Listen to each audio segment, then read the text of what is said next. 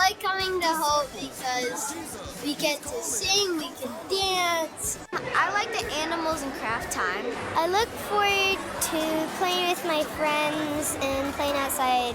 I like the skits. They're just funny and entertaining.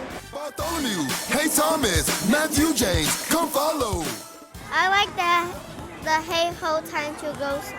I like the one where it does the gritty in it. I like the train one. I really like the one that was like, hey, oh, Time to Go. Those you know, all of them. Here's the deal, he's got a lot of love and it's for real. He walking along the shores in Galilee, telling his disciples come follow. Tomorrow I'm bringing a friend. Yes. Yes? Who is it? Jack. He's right there. We're online, Jack. Who'd you bring? Ryan. So Asher brought Ryan and Ryan brought Jack? Is that how it works? Yes, I brought one today. Yes. Who's your friend? Zen. But I might bring one tomorrow. Hey, oh, time to go. Hey, oh. It's important to invite people to VBS because more and more people can know who God is then. So then you learn more about Jesus and God. This one I think will definitely stick from today, Joshua and Jericho. I think it's just a cool Bible story. So then people that don't have enough food for this summer we donate the food so then they can have more food. Hey front row, hey back row, he's calling, come follow. Okay. Hey all kids, it's Jesus, he's calling, come follow. Okay. Matthew 4:19, time to follow. Giddy up, let's roll.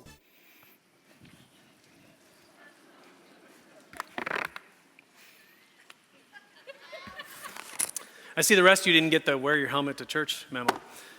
I was Buzz Flashlight for like 2 weeks of VBS this year and also last year. And so that's actually why I'm wearing my VBS t-shirt as well, because it's fun to have 2 weeks where one, you don't have to think about your wardrobe.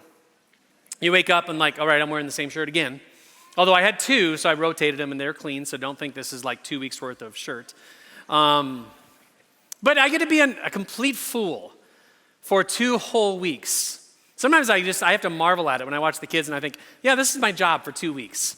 And we're going to be talking a little bit about what does it mean to be undignified in our faith and in our lives.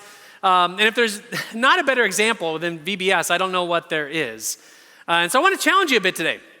We're going to get a bit uncomfortable in a way too, because I think for many of us, we probably become a little bit more comfortable in our faith than challenged in our faith and how to share it. But I thought I'd even begin though by starting off like, who am I?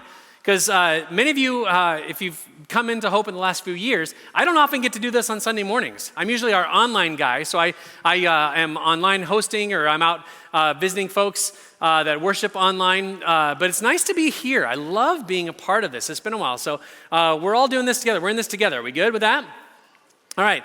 But I started at Hope. It's been 23 years, believe it or not. I started in student ministry way back in 1999. And here was my prayer, because I did student ministry for a long time. And my prayer about when God would transition me into something else went basically like this. Dear God, please don't let me be the guy that stayed too long at the party. And what I meant by that was, you all know that moment, like if somebody's like stayed too long, you're like, yeah, you need to go home now. I always prayed in my ministry, I didn't want to be that guy. I wanted to continue to do student ministry as long as I felt called to do so and felt effective to be able to do the ministry that God had called me to do. Well, here's how it kind of played out. I stopped being cool at age 25, but nobody told me until I turned 40. So all this time I'm doing student ministry and I'm absolutely loving it. I loved hanging out with students and see God come alive in their faith. But over time, I started to recognize that while I was still effective and still loved being a part of it, my passion for it was changing. I no longer loved the 21-hour bus rides coming back from Florida like I used to. And so the party was starting to wind down, and I kept saying to God, where am I going to go next? And how can I transition into something new that I feel like you're calling me to do? Well, our online ministry, we started broadcasting out to the world. And it fascinated me that there were people worshiping with Hope that had not, maybe some of them, ever been into one of our buildings. And one of the core values that actually brought me to hope in 1999 was lost people matter to God, and so they matter to us. I wanted to know who these people were. And so I started kind of getting to know our online ministry folks. And I had this crazy idea, and I still, to this day, wonder, why did I think of that, although it's a God thing? I wanted to say hi to them. Like, they were just basically worshiping with us online, and we had no idea who they were, and they didn't really necessarily know who we were. So I talked our leadership into allowing me to put a webcam up in that room up there. They gave me Ash Wednesday noon service, which was low risk. Like, I couldn't mess this up, all right? There might have been all of 12 people watching at this time. And they turned on the camera, and somebody said to me, Mark, we're live. And I said, hi, welcome to Hope. We're so glad you're here. We've been praying for you. And things changed. People are like, wow, they know that we're here. And then some of them reached out to us and said, hey, what would it look like if we did worship where we live? I'm like, all right. I didn't know what that meant. I didn't even know if I could give them permission to do so, but they could do it without our permission, even if they wanted to. So I said, why not? And so our first local site was born in Forest City, Iowa, which was actually where I had my first call in ministry. But they got together in a YMCA, turned on the stream, and started worshiping. It was awesome. They absolutely loved it. And it grew. I mean, God was doing some amazing things, so much so that somebody in Ames reached out to me and said, hey, Mark, what would it look like? And so then Ames was born. And at this point, I kind of had to get a feeling of what this truly was, because Ames would eventually become a campus of hope. Well, fast forward, we've launched several local sites. Right now, we have a local site in Forest City still, in Clear Lake. We have one in Iowa City. We have one in Bondurant. We have one in Panora and in Kansas City and Omaha. We had one in Winterset for a while, and we're going to be launching another one yet this fall. I don't want to be a spoiler, so I don't want to tell you where it is. But this past weekend, people were driving really, really fast in a circle there. You can work that out. I love to do what I do. I love being able to say yes. And I love that it's kind of new and different and people are alive. I mean, these are all volunteer-led. If you've ever been to one of our local sites, they are a riot because these are volunteers. These are folks like you who sat here one day and said, I want to be church, but they just don't live close enough to us to be able to drive in all the time. So God is on the move there, and it is so fascinating to be a part of that. And to do things like that, you have to take a little bit of risk. I mean, to be church in a new way, we have to be able to step out there in faith. So that's exactly why I think this story today from 2 Samuel is important. Talking about being undignified in our faith. We have to be willing to risk something sometimes for the good news. David is bringing the Ark of the Covenant back. It had kind of bounced around a little bit. He was bringing it back to a tent that he had prepared in his city. And David did a crazy thing. He decided he was so moved by what God was up to in his life and so moved by the things that God was doing in the area, he decided to basically get into his priestly tunic. You can make of that what you will, but this was an artist's rendering that I found of it, of somebody that was there that day. No, we don't really know. No, nobody really knows. I mean, he wasn't wearing much. We'll just go with that. And he was dancing around. This was the king of Israel. The king was dancing around like a fool in front of the Ark of the Covenant because he just absolutely loved that God was doing something amazing. But there was also something underneath this if you go further in the scripture. David was setting an example of what it could look like to really, truly give God praise. When was the last time you danced for God? Now I'm going to stop for a moment and put danced in quotation marks because some of you out here should not dance. That is not one of your spiritual gifts. Others of you, dancing is a life passion of yours and you should do that. This kid, no thank you. But there are a lot of things that we can do, the ways we can dance for God, that too often, if we're honest, we choose not to do because we're human. We care what people think. We don't want to embarrass ourselves. We don't want to keep it safe, play within the rails, if you will. This is fascinating to me. Like I said, I did student ministry for a long time. There's a phenomena that happens, and you watch it in VBS. The 5-year-olds, 6-year-olds, 7-year-olds, they come in all the way up through our 5th graders, and they're excited. They're jumping around. They're having a blast with God. Then this thing called junior high happens, where things start to change and you start to become a little more self-conscious and you become a little bit more aware of your surroundings and people, and you're like, man, I want to tone it down a bit. Fast forward, and then pretty soon we start adulting. And when we adult, we become important. We don't have time for those childish things anymore. I've got important things to do. Don't you know that I'm important? I'm doing really cool stuff. And we become hands in pocket people. This is all metaphor, okay? But this is the transition we go through. And is it any wonder that our faith becomes a little less obvious to the people around us? But let's allow David to be our example for a moment. David honestly didn't care in that moment what others would think. Do you? David didn't care. He's dancing around because he is jubilant. He is just on fire in a very cool way. What does that look like for us? We're self-conscious people. I went through a season of my life growing up where my hair was a big deal. I'm now at the age that I call, can we trim your eyebrows for you, sir, age. And I don't have much going on up top anymore. So I don't spend a lot on haircuts, but there was a time in my life where I spent an inordinate amount of money on haircuts because my hair was important. I mean, the late 80s, I was spending like $25 on a haircut. That's how important my hair was, all right? Are we there?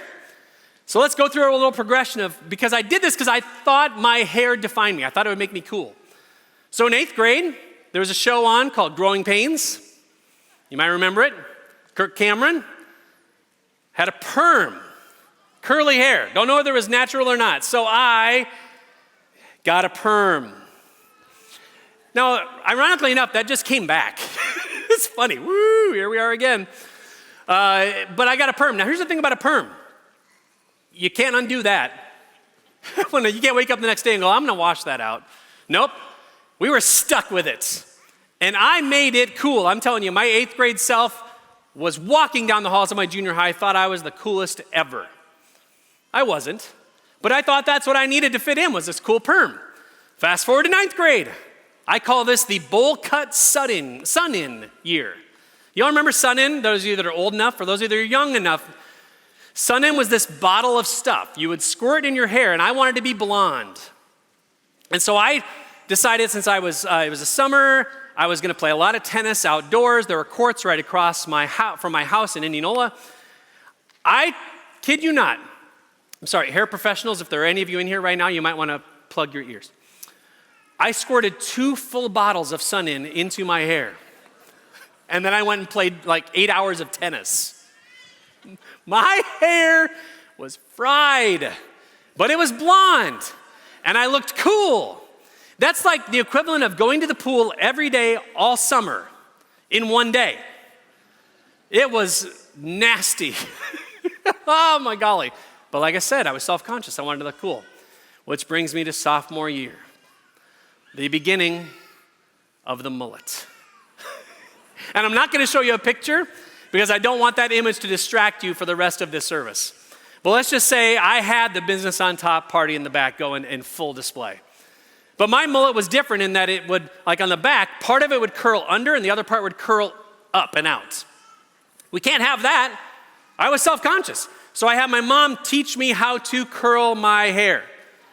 For those of you in here that's a daily ritual, I salute you. You are playing with fire every single day. And I burned the back of my neck more often than I care to admit. But I had to look cool. And I rocked that mullet for 2 whole years. I have my senior picture in that mullet because I was super proud of it. And I thought I was cool. But that doesn't make us cool. Whatever that is for you, whatever you've tried to do to fit in over time. I mean, we adults don't do that anymore, right? I think we do. Because we too often care about what people think. Even in our faith, I think we care about what people think. I mean, how often do you allow your faith to be on display? How often do you allow people to know who you are and what you do about God? One of the ways that comes out in play for me is when I golf. Sometimes I like to go out and golf by myself, and I'll join up with people. And a funny thing happens about hole 4 or hole 5. They'll finally get around to asking the question of me, so Mark, what do you do? This is always fun, in probably a weird way in my brain. I say, I work for a church. And then I watch to see what happens. Because I wonder, are they going to change the behavior that they are to modify into what they think I want them to be? Because for those first few holes, they were their authentic self on full display with words and everything, if you can imagine it. And then the fun part of me is always like, oh man, I'm so sorry for what I was talking about. My joke back to them is always, it's not me you have to worry about, so. But I love people's authentic selves. I loved when I was in student ministry and got the fortunate opportunity to go into lunchrooms and hang out with kids in their natural habitats. Because you get to see them for who they are. Let me tell you, as a leader who does things in ministry, I really love your authentic self, and so does God. You don't have to be something different because you're hanging out with us. Because here's the truth, we're mostly idiots all the time. Just ask my wife and my children. It's okay to be our authentic self, because if not, what's going to happen in your faith is this going to go into cruise control. Don't you love the cruise control in your car? You can push that if you're going across like Nebraska. And you're like, I just need to get to Colorado. That's all I need to do. Cruise control is a great thing, except in our faith when we start to coast and we get a little comfortable in our faith. Then it's not out there as much. And let me say, like I said, we're going to get a little bit uncomfortable. You are the bearer of the greatest story ever lived in Jesus Christ.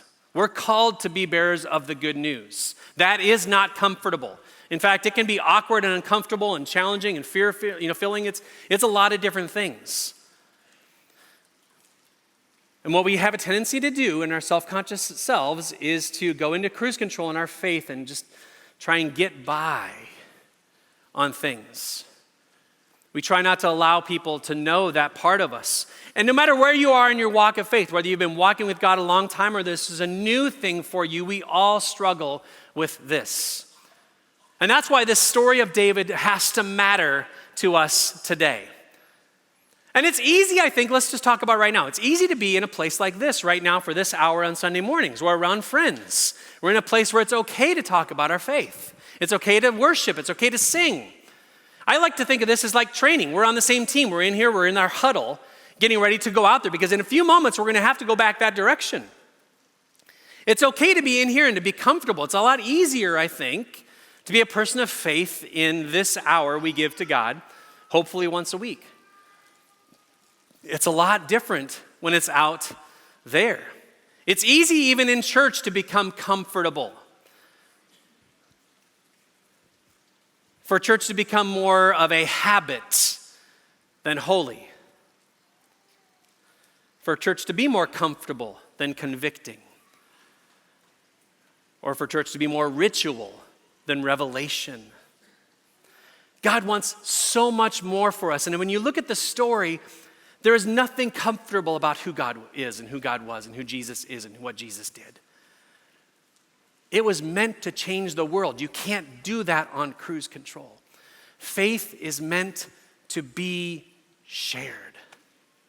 There's a story later in Matthew's gospel, and if you're kind of new to the Bible, Matthew is a really, really good one. There's a lot of great stories in there. Jesus talked in parables, which is just a fancy way of helping people understand, a fancy story, to help people understand things of faith. This one in particular I think is great for today because it talks about a master of the house going away on a trip. And when he did so, he entrusted 3 of his servants with a portion of his wealth. Sometimes in scripture it calls it talents, which is not like I'm good at this. It's more like, it's still kind of a gift sort of a thing. This other translation calls it silver or money. Regardless, one was given 5, one was given 2, and one was given 1. And they had a choice of what to do with it while the master was gone. They were entrusted with this. The one that had 5 invested it. And those of you that are business-minded, the ROI, the return on investment was 5 in addition. That's a pretty good ROI. The one that had 2 invested it and got 2 back. Once again, a very good ROI. The one that had the 1 got fearful. Have you ever had like the last thing in your house, like the last cookie? That is like the holy grail. Nobody touched that final cookie. You want to savor it for as long as you can. I think this might have been what's going through this servant's mind at this time. I have this one. I don't want to disappoint my master. I don't want to lose this. And so this servant chose to bury it into the ground, preserve it. And when the master returned, the one that had 5 came back with 10, said, Master, I have 10. The one that had 2 came back with 4, said, Master, I have 4. The one that had the 1 brought it back and said, I have the 1 you left me with. And I'll sugarcoat it a bit for this moment where Jesus, basically in the telling of the story, said, the master of the house said, you missed it. You missed out on an opportunity. I entrusted you with this. I would not give it to you unless I knew it was important, and I knew that you were the one I wanted to give it to.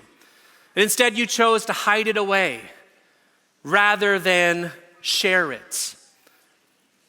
Like David, we're carriers of the good news. We're called, like the servant that had 5 and the servant that had 2, to invest that into the world around us. Faith is meant to be shared. It's not meant to keep to ourselves. And sometimes, yes, sometimes that means putting on a helmet for 2 weeks and being a fool for Christ to bring out the good news. David, at the end of this passage, even says, let me fast forward to this next picture of my son Noah. Yes, I'm willing to look even more foolish than this, even to be humiliated in my own eyes. This is David being very intentional. I love this picture of Noah because we don't get that face anymore. He's now 17. He's got a job. He's got to be all professional, So if you can get him to make this face, he works at a theater near here, just to the south of us. If you're ever there and you see him, he's rather tall. Try and get him to do this. I would love for you to take a picture of him. That would be great. But I love that face in him. He was a pirate and he was all in that moment. That is a picture of us and what we can be like if we allow God once again to free us up from the things that would hold us back from being bearers of the good news. David was not afraid. He said, I'm willing to be even more humiliated if it'll bring the good news to the people that need to hear it. In fact, the scripture refers to the servant girls that are watching. His wife, Michael, whatever, we weren't there. We don't know how it was truly said. But she's looking down and she's like, David, you're embarrassing us and you're being a fool in front of these servant girls. He said, hey, if it gets them to know God, I'm all in with this. If they would see, and they were unfortunately not in the class system of life. They weren't a part of the upper echelon. They were servants. If the king was willing to embarrass himself in front of the people in order to win over those who might otherwise be skeptical, who might think church isn't cool, that is the goal. That is it. That's the example. You guys, for 2 weeks, we got to see kids come in this room and other rooms around at other campuses and just be on fire for God. And you know who was up front and center in this room every single day? Our senior pastor. Show me another mega church where that person is willing to be that role. And we'd have to drag him off of this stage kicking and screaming because he loves that idea and that job. Because it brings the kids and their families in to get to know Jesus. In fact, Mike will even say, if we get the kids, we get the parents. We're called to be fools for Christ. In whatever way, shape, and form that looks like. I mean, seriously, folks. David was willing to strip down and dance around. Like I said, dancing doesn't have to be your thing. But you're going to be called in a moment to go out that direction. And I hope that God is nudging you a bit. Because you have been called to exactly where you are, on purpose for a purpose. There are people in your work that need to know who Jesus is. There are people in your schools. There are people at your favorite coffee shops. There are people on your travel teams. There are people in a variety of different spaces that you never might know unless you talk about it, who are open or wondering why it is you would go to that church, why it is that faith is an important thing to you. And so we're called to dance. God's calling you to dance. And that's easy. Like I said, we're in here. We're amongst friends. I'm ready to go. Here we go. And then you're going to walk out those doors and then the world is going to happen. They're going to look at you again, and our tendency once again is to become a little bit more self-conscious, to become a little more guarded. Because like Michael, David's wife, there are those around you that won't understand why you do what you do. Why are you embarrassing yourself, David? Why are you doing the things you're doing? You're making our family look bad. One of the other things that I get to do is I'm a high school basketball referee. Done it for about 20 years.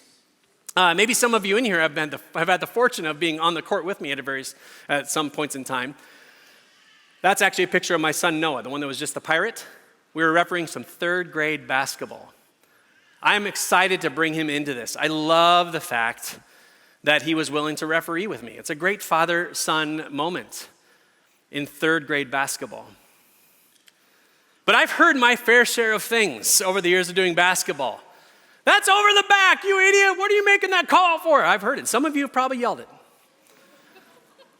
Once again, we'll talk about that behavioral, correction moment. When I walk in the gym and I've got the stripes on, a little thing starts to wait a minute. When I'm out of context and I'm at your gym, can we yell at the pastor? There's a part of my brain that really, really thinks that's fun. And yes, you can. I'm big enough. I have heard it all. And trust me, you know about this much. I have to take a test every single year. I get evaluated by people that tell me some things that I need to work on. And I'm so thankful that I have mentors in my life like Pete and Bob and Doug that help shape me into a better version of my refereeing, because I do this not for you. Parents, I don't do this for you. I do it for the kids that step on the court every single time. And I want them to have a great game in whatever way possible. And let me tell you, public service announcement, a lot more referees look like me than they do like my son Noah. And we need more people like my son Noah doing this. So when you're out on your weekends, whether it's the baseball field or the basketball court or the soccer pitch, whatever it is, knock it off. Sorry, is that pretty strong? It is, for a purpose. Here's the thing. Get upset. I don't mind that, because I'm the first one to tell you that I've made a lot of mistakes. How many of you have had a call you made on the evening news? Just this past year. It was fun. It was the right call, I believe. However, some of you didn't think it was the right call, and you let me know about it. That's okay. At the end of the day, it's just a game. At the end of the day, this is the most important message we can share. And even if people are going to detract you from it, even if people are going to try and dissuade you from doing it, we're called to be bearers of the good news. Paul would even go on to say, consider it a joy that you get mocked for this. Consider it joy that you get humiliated. Because that means you're stirring the pot. You're making people uncomfortable, because that's where transformation can happen. Then and only then can we begin to open up to the things that God would want us to do, because we're called to let our light shine. In Matthew 5, Jesus talks about, we don't want to put our light under a bushel or we're going to get extinguished. We're called to let it shine in whatever way God is calling you. Those kids were letting it shine. We adults can learn a lot from them. We really, truly can. Because they're not embarrassed to talk about it. They don't care about the songs, even though we adults might be a little tired of them after 2 weeks. They think they're the best ever. Somewhere along the line, we stop being impressed by that. And we start becoming too cool for that. We got to let this shine, because the world out there is hungry for it. They want to know it. They want to believe that it's possible to live a different story and a better life. You are God's plan A for that. Each and every single one of you is God's plan A. And you'll never know where that might occur. Paul will say it like this: "For I'm not ashamed of the good news about Christ." He would go on to say, "For it is the power to save." The good news has the power to save. You don't have to worry about you being responsible for somebody being saved. God does that. Allow the word to go out. In Corinthians, it'll say, when you send out the word, it does not come back void. Just be a bearer of the good news and allow God to do the rest of the work. And it'll happen at places where you at least expect it. Let's go back to basketball for a moment this past season. I was in the locker room pre-game. And I won't tell you where because that doesn't matter. But was talking with the athletic director, and he was telling us a story about how they would put food into lockers on Friday afternoons because some kids wouldn't have enough to eat that weekend. And they would sneak it in because they didn't want the kids to feel stigmatized for the fact that they were getting food. And I asked him kind of what they would put in there, and he gave me some ideas of stuff, and he said, yeah, but our supplies are running kind of low. And guess what we were doing about this time? The Super Bowl food drive. And this particular school district wasn't on our list of approved places yet, but this is what I love about us. We don't care, right? We've got food. You gave so crazily generously. We sent a truckload with one of our volunteers out there. And so that's why we do this. Always be prepared, Scripture will say, to give an answer for the hope you have. Be prepared for it. I was in my stripes. I was there and we were talking, but I don't stop being a follower of God just because they give me a whistle. It is kind of fun. We're still bearers of the good news. And we've forged a relationship now with that district. Now I think they're on our list, right, Kathy? They will be. So, because it matters. I'm not ashamed. And if you're worried, like, man, I don't know if I'm going to know what to say in that moment, let me give you another great piece of advice, because like I said, I'm mostly an idiot all the time. I've said this more often than I care to admit. I say, God, give me the words, because I don't know what to say. And God will. It's not like God says, oh, good luck with that, hope it works out. No. God will surprise you in ways you might not even imagine at times. You'll be prompted to tell a story you haven't told in decades. And it's going to be the right story to connect with that person's heart to say, I can relate to that. And what is this about the God that told you that? God can open up doors for you that you didn't even believe were possible if you just allow God to begin to do his work. And I promise you it will happen. And you'll come back to me later and say, yeah, I said this. I never thought about that. But it was amazing when God does that. We have to be open to it. To go metaphorical again, like David, we have to strip ourselves down a little bit to be open to what God can do. To take off some of the things we put on that guard us. To be open to God leading us a little bit again. Like we're going to be led in a few moments out that door, back out into the world. God's calling you exactly where you are, on purpose for a purpose. You don't have to be a person that stands up in front and speaks a word out of your face on a Sunday morning. In fact, sometimes you can get in places that we can't. You can bring the good news into spaces that a pastor doesn't always get into. That's on purpose. We're better together. We're better because you get called to do this. We're better as a church. We extend our reach beyond our borders to places like Liberia, where we have folks right now this morning who just did church. And because of your generosity over the years and through our missions, we were able to help them upgrade from, if you remember from Pastor Mike's sermon a little while ago, maybe a month or so ago, and if not, let me refresh you.